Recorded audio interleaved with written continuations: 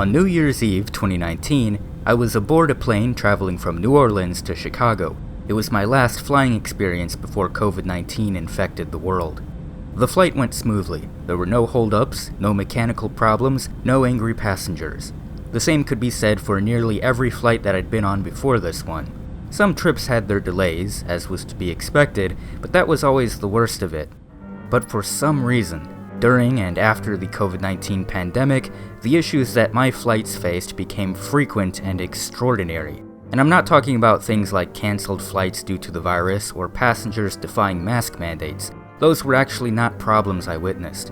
My bad flights are a bit harder to tie to the pandemic, but they're so concentrated within this time period that I feel like there must be some correlation. Either that or my family is just straight up cursed.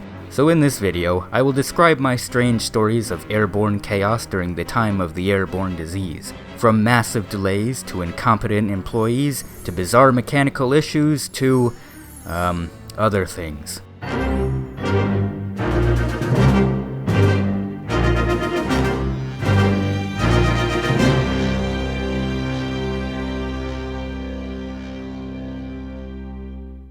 "2020 was a year where I actually didn't fly at all.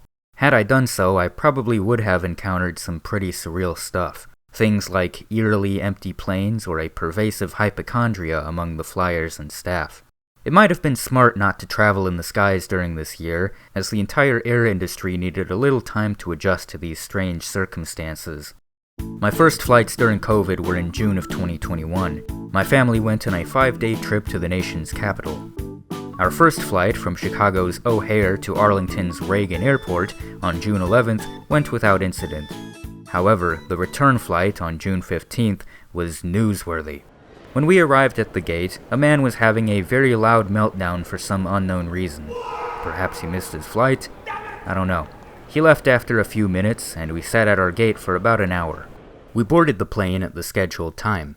After everyone had been sitting in their assigned seats for a while and the plane failed to move anywhere, the pilot turned on the PA system to deliver an announcement. It turns out there was an air conditioner malfunction. Attempts to fix the issue were unsuccessful, and after about 40 or so minutes, everyone was told to deplane. Airport staff would arrange to have a different aircraft pick us up at another gate, so we all moved further down the terminal. While we sat there, the American Airlines app had its own technical screw-up and started invalidating random people's boarding passes. Multiple customers brought up this issue to the gate attendants. A decision was quickly made that the tickets would be accepted regardless of whatever error the app was displaying. 3 hours and 47 minutes after the flight was originally scheduled to take off, we finally boarded our replacement plane, and within no time, we were in the air.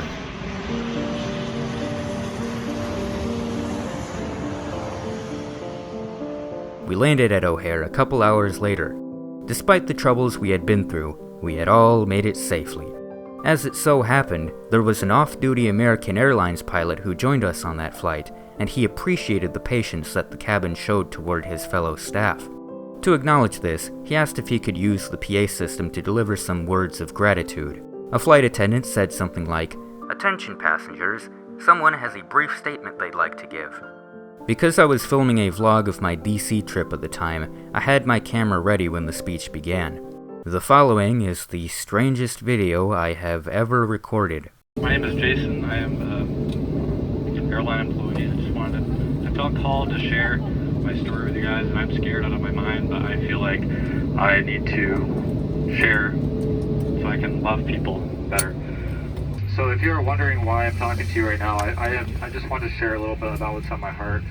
I was raped or molested as a young boy. It does not matter whether it was, you can go ahead and go if you need to. It does not matter whether it was family member or friend or stranger, it happened and I was left to deal with it alone.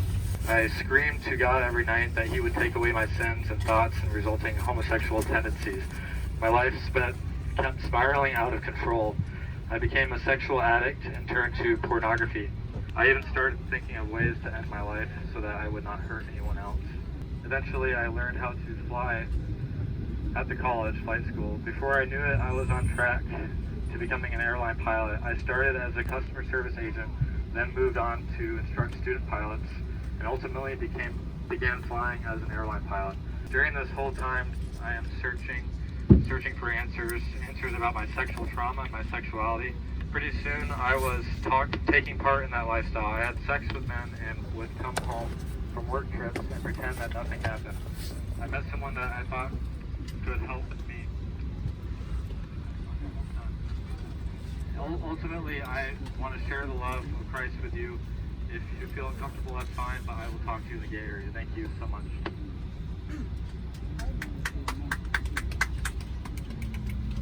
Thank you, but is there a lawyer in here? No, like seriously.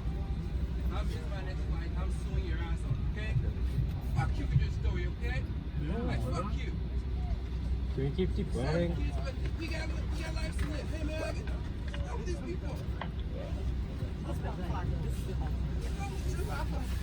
We get off?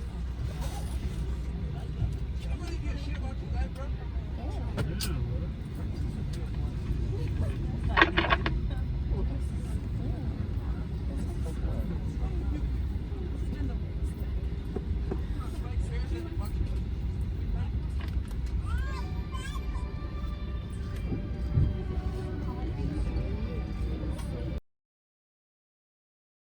The actual pilot, who apparently couldn't hear the speech from the cockpit, was informed of the incident a few minutes later and delivered an apology. Why it was made, it should not have been made, and I do apologize for that. Thank you.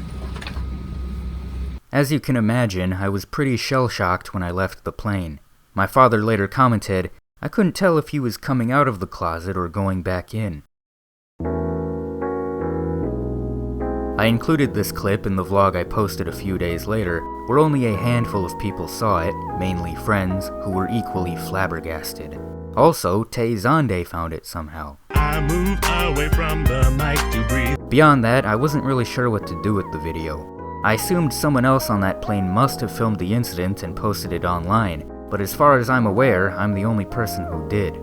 I didn't really want to post the recording by itself on my channel, so I needed a different venue. Many of these types of videos were ending up on one place in particular, r/public freakout. This subreddit exploded during the pandemic, as the stress of the plague seemed to cause a lot of people to lose their minds. This is the same period in which the infamous Karen character became common knowledge, after all. On the subreddit, there was a subgenre of videos that focused on air rage, or airplane psychosis. There were many classics, like the woman on the American Airlines flight who got taped to her seat, the man on Delta who reportedly tried opening the exterior door mid-flight, the slur-hurling Burger King on a JetBlue flight, Kick that bitch off the plane! Sir! the flight attendant who scolded the cabin for their childish behavior, Shame on the passengers who have made this flight a living hell for the flight attendants. and numerous other people who refused to wear their masks. Now, my video was not the traditional airplane meltdown, but regardless, I felt this video would fit on the sub, and so, on August 4th, 2021, more than a month after that flight, I posted it. Within hours, it gained more than 2,000 upvotes, becoming my most viral post on Reddit, which is not saying much because I seldom post to the site anyway. The video was so bizarre that a lot of people believed it must have been fake. I began getting direct messages from people online. A few were from aviation nerds who were simply curious about the details of the flight. A couple were from reporters with ABC and the Daily Mail. The ABC reporter interviewed me over the phone, asking me about the flight and requesting permission to distribute the video. Should I have asked for royalties? Probably. The Daily Mail reporter had basically the same request, minus the phone interview. Strangely, the ABC report never came to fruition, even though the guy seemed legit. The Daily Mail did, however, write an article on the video, and several other outlets and tabloids followed, including The Independent, Inside Edition, Metro Weekly, and Bild, all the way in Germany. The blog Live and Let's Fly wrote about the incident, using a stock photo of a random pilot as the article's thumbnail. The innocent pilot featured in this photo became aware of the usage of his image after it reportedly made his life, quote, a living hell. As was reported by TMZ, he ordered the writers to replace the picture, which they eventually did. I'd like to note that somebody commented on this article claiming that they heard a similar speech from Jason on a different flight. They even took up Jason on his offer to speak one-on-one in the gate area, where, according to them, his story became even more disturbing than the speech on the plane. If this is true, it makes me question why he hadn't already been fired. I've never received an update on this Jason guy besides the fact that he no longer works with American Airlines. I just hope he's doing alright these days because clearly he had some major issues.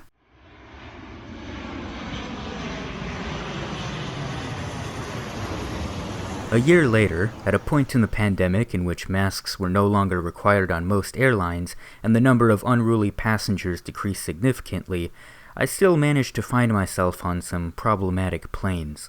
On July 5th, 2022, I had a 4-hour flight from Chicago to Seattle. It went by pretty smoothly, but before takeoff, there was a dispute in the row in front of me regarding seat assignments. I'm sitting right there. The B is the aisle after the window. I'm sorry, I apologize. I got it wrong. I have brain cancer. Oh, I it's can't okay, figure no it out. problem. No Thank you. I'm sorry. I That's apologize. okay, that's okay. Because if I don't say that, I don't understand what I'm doing. So That's okay. I apologize. Okay. I apologize to you. I didn't mean to be rude, but I have brain cancer. I can't understand things sometimes. So it's hard for me to understand. Jesus. 5 days later was my return flight. It included a layover in Las Vegas. The first leg of the trip was delayed by a full hour because one of the flight attendants was running late for work. Otherwise, the trip to Vegas went without hiccups.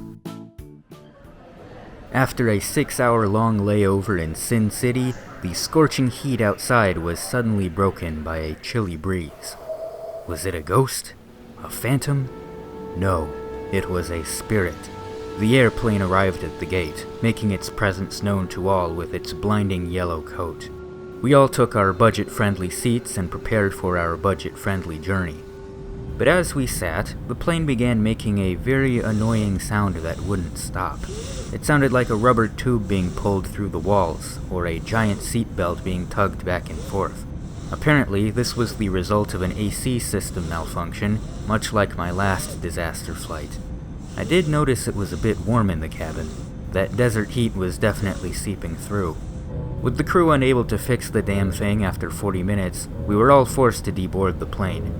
At this point, I was mentally preparing myself for another suicidal sermon from an off-duty pilot. After a delay that lasted several hours, we received some good news. It appeared the AC had been fixed, and we were given the green light to reboard the aircraft. We returned to our seats, and an exuberant flight attendant said to us over the PA, "Who's ready to go to Chicago? If you're not ready to go to Chicago, you better get off this plane before you end up in Chicago." It brought our spirits up, pun intended. But soon, that dreaded sound started back up again. After some time, the crew admitted that the AC was acting up once more and that it was being looked into. The passengers started getting very frustrated, audibly exchanging profanities with the crew. It didn't help that the pilot had a somewhat slow and confusing manner of speech, which did not instill confidence in the cabin. You need to take your bags with you by accident.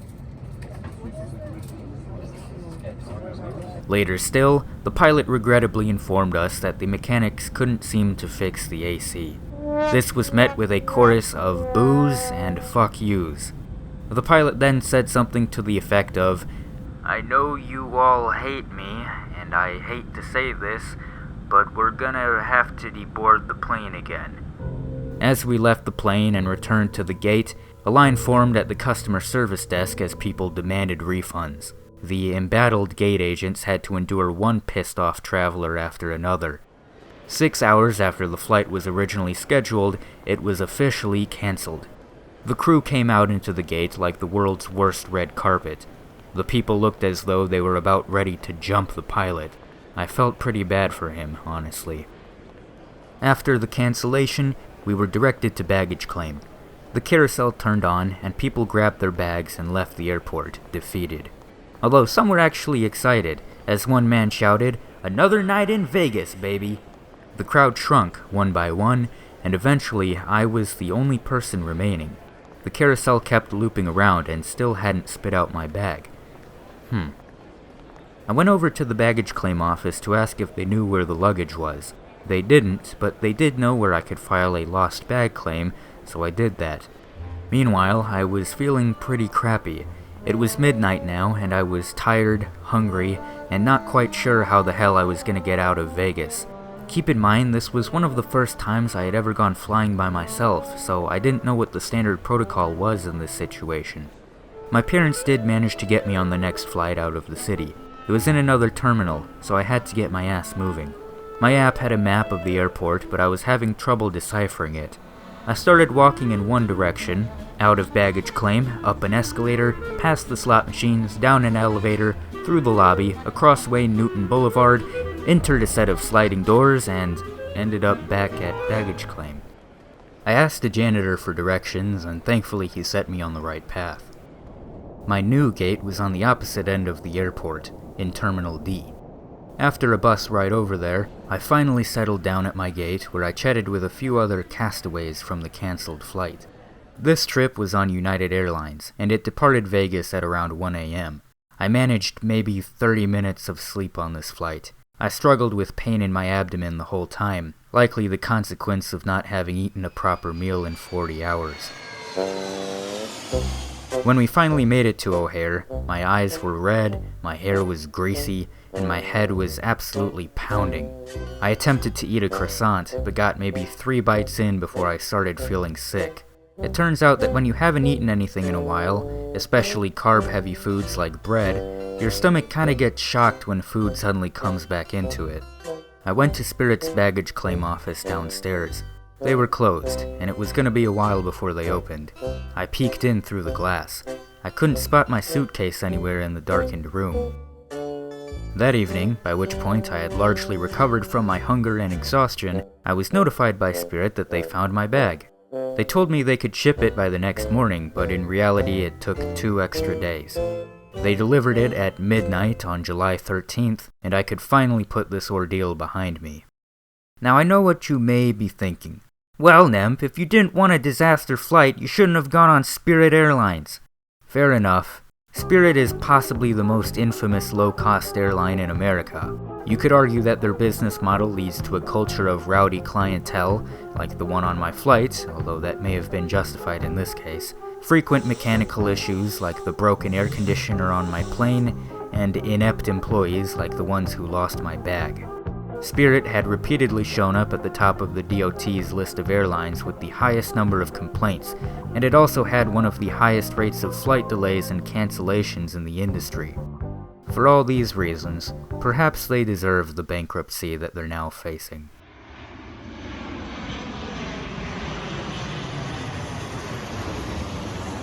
This story comes from my brother. During his spring break, on March 13th, 2023, he was traveling down south to visit our family. This air trip involved flying from Chicago to Charlotte, North Carolina, then from there to Pensacola, Florida. The first flight was delayed by over an hour. After arriving at Charlotte Douglas, he had to book it across the airport to reach his next gate. When he made it, the staff regrettably informed him that they had just finished boarding. Worse still, the next flight down to Pensacola was not until tomorrow. He would have to stay the night in the Queen City. The airline gave him vouchers for some cheap hotel near downtown and 2 cab rides. The next morning, he returned to the airport and reached his gate. The plane arrived on time, boarded on time, and began to taxi. Then at some point, the plane stopped taxiing. After several minutes in stationary silence, the pilot announced that there was a mechanical issue. But not with this plane. At around 8 a.m., a Delta Airlines flight bound for Detroit took off from Charlotte, and immediately, massive amounts of fuel began leaking from the left side of the aircraft.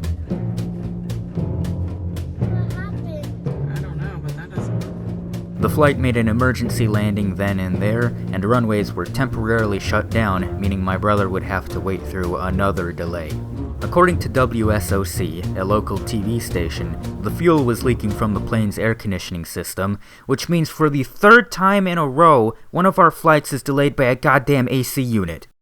Airport staff worked to sop up the oil that covered the runway as a dozen or so planes lined up, waiting for the all clear. Here's the scene around 10:30 this morning. You can see the planes just lined up there, just waiting their turn for takeoff. Since then, we have been seeing planes take off and land some movement there. After about an hour, things were good to go, and my brother was off to Pensacola.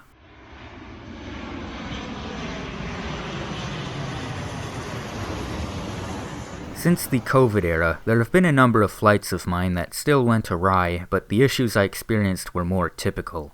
In December of 2023, I had a flight that was delayed for 4.5 hours, but beyond that it was smooth sailing. In July of 2024, I had one flight delayed for an hour, then a connection delayed for 2 hours due to poor weather. In December of 2025, I had a similar situation where the first flight was delayed, and the only reason I didn't miss my connection was because that was delayed for 3 hours, again due to storms.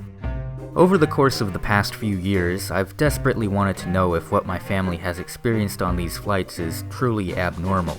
I can tell you that there isn't one particularly bad journey that stands out to me pre-2020. Even delays were pretty rare. Then suddenly, within the span of 2 years, we have our 3 worst flying experiences and then some. So let's assess the rarity of these situations. Being on a plane with a mentally unstable employee who gives a rambling speech is pretty extraordinary. Having your flight delayed because of a fuel leak is also quite unusual, but not unheard of as it turns out. And having a flight cancelled is unlikely, but that sort of thing does happen to hundreds of flights every day for a myriad of reasons. And as for the delays, well, after researching some statistics, it doesn't seem like my family has had it particularly bad compared to the national average, so perhaps we are not cursed on that front. So, can the virus be blamed for any of this?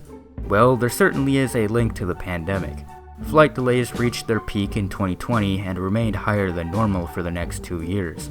The FAA defines a flight delay as 15 minutes or more past its scheduled departure time.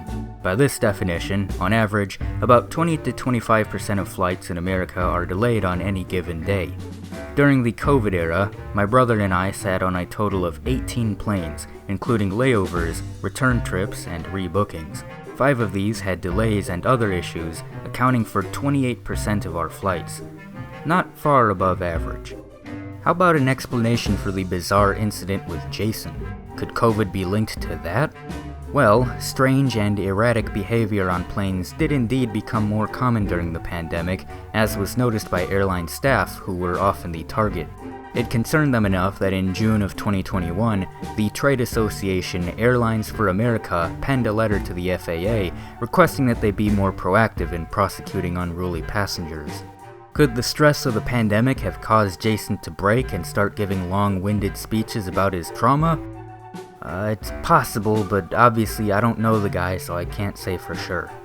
One side effect of the virus that could more definitively be linked to my bad flights would be airplane maintenance delays and staffing shortages. The pandemic left many airlines tight on money, and they had to postpone scheduled fixes on their aircraft. It also led to layoffs of maintenance crew. With less people available who could identify and prevent mechanical problems, perhaps it led to a greater risk of oversights, like, for example, the broken AC units on my flights.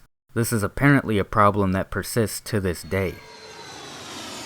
Years later, the air travel industry has not quite recovered from the havoc imposed by the pandemic, but I can attest that my rate of good flights has continued to improve somewhat, so I can rest a bit easier now when I buy a plane ticket.